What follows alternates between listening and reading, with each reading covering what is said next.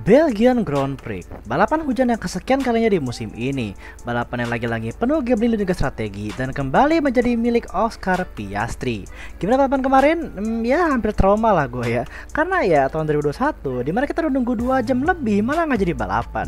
Tapi untungnya kemarin tetap balapan ya guys ya. Dan malah hasilnya bagus banget. Kayak Ferrari podium comeback, McLaren dikdaya, Red Bull ya average, midfielder juga rapet.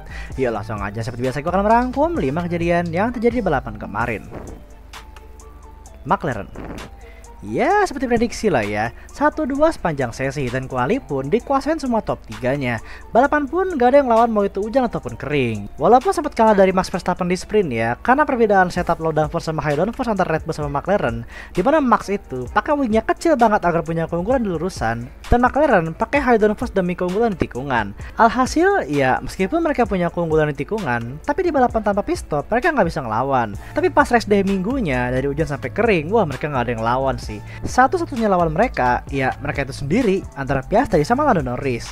Piastri start dengan bagus banget dan dengan berani nginjek gaspol di Eau Rouge di tikungan yang sangat seram itu di saat kondisi basah pula buat stay kelas ke Lando Norris di balik spray air yang banyak demi punya kesempatan buat nyalip di lurusan Camel Straight. Dan bener aja dia langsung nyalip Lando Norris dan mimpin balapan dari lap 4. Track mulai mengering, Oscar pun lebih memilih masuk satu lap lebih dahulu daripada Lando Norris karena sudah merasa cukup kering untuk ban slick dan pakailah dia ban medium. Lando masuk di lap berikutnya.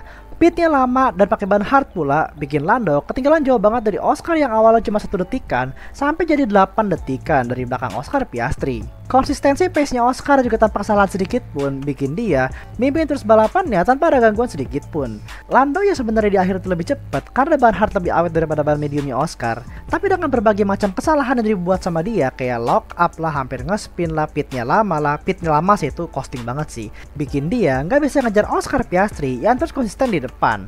Hingga akhirnya Oscar pun memenangkan balapan dengan gap yang sangat solid, diikuti Lando di P2 juga Leclerc di P3.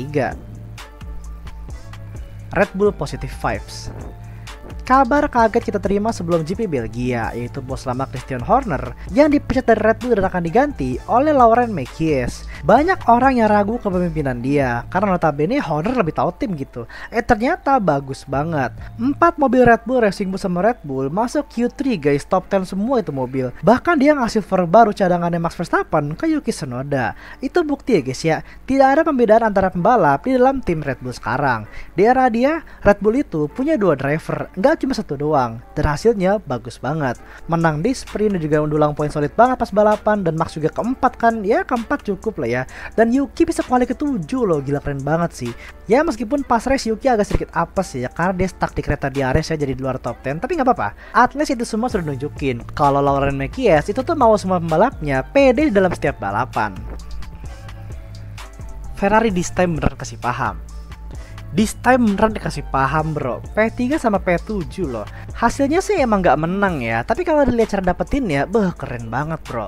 Lewis yang awal start dari pit lane, tapi gara-gara startnya di belakang safety car, jadi balapannya start dari 18. Meskipun paling belakang, tapi berkat pengalaman yang sangat banyak, langsung naik banyak banget, posisinya hingga naik ke posisi 11. Ngepit ganti ban slick di waktu yang tepat banget, dimana orang-orang masih pada pakai ban basah, otomatis bannya panas duluan, dan langsung naik banyak banget posisinya, dari ke 18 sampai ke top 10 loh, ke-7 loh, gila.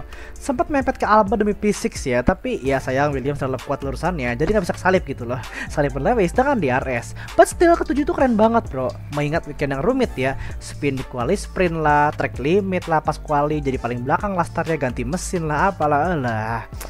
Leclerc juga akhirnya podium ya guys ya, setelah sepanjang balapan menahan gempuran orang gila yaitu bernama 1 Max Verstappen. Tapi untung bisa nahan ya, jujur nontonnya udah degan sih karena Max Verstappen tuh setiap saat kayak mau deket terus gitu. Tapi untungnya dia bisa nahan dan juga punya speed lurusan lebih bagus daripada Red Bull, jadi bisa aman lah itu podium. Nah tuh kita lihat tuh muka happy-nya Leclerc di podium ya guys ya. Well done Ferrari, semoga Hungary besok lebih oke balapannya. Mercedes seperti hilang.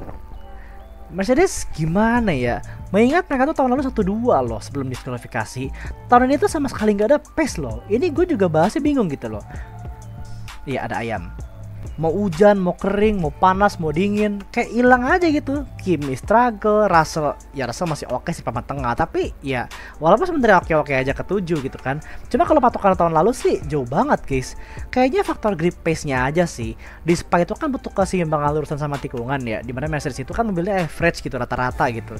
Jadi ya udah sih gitu aja gitu kan. Nah besok di Hungary ini mereka biasanya kenceng nih guys. Antara Russell atau Kimi kayaknya bakal dapet pole nih.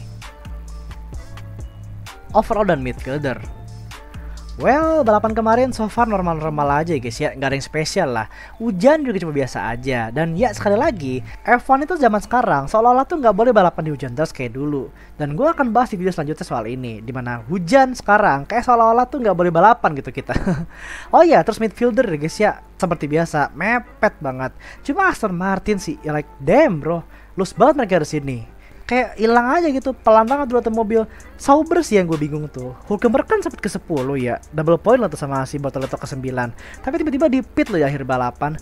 Padahal dia nggak ada ancaman dari Gasly, ke 10 pun aman, ke depan pun gapnya aman. P10 kayak udah di tangan gitu, tapi malah ngepit. Ngapain anjir? Mau cover Alonso sama Antonelli? Ya belakang mereka aja nggak pada ngepit gitu. Mau ngapain cover Alonso sama Antonelli anjir? Sayang aja sih yang harus double point, tapi ya malah dapetnya poinnya si Bortoleto doang. Tapi ya tetap bagus lah. Well, Sauber tuh nggak perlu kuali di depan bro, dia kuali di belakang pun atau di depan gitu. Dan yap, itulah rangkuman dari apa aja yang terjadi di balapan kemarin episode 13. See you di Hungary minggu ini, langsung kita ke Hungary. Abis itu baru udah libur musim panas. Thank you for watching, jangan lupa subscribe.